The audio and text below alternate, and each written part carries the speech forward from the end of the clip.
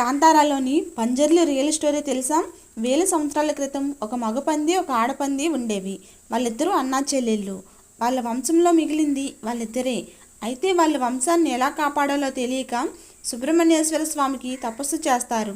సుబ్రహ్మణ్య స్వామి ప్రత్యక్షమై ఏం వరం కావాలో కోరుకోమంటారు. అప్పుడు వాళ్ళు మా బ్రదర్ అండ్ సిస్టర్ రిలేషన్షిప్ని వైఫ్ అండ్ హస్బెండ్గా మార్చమని కోరుకుంటారు.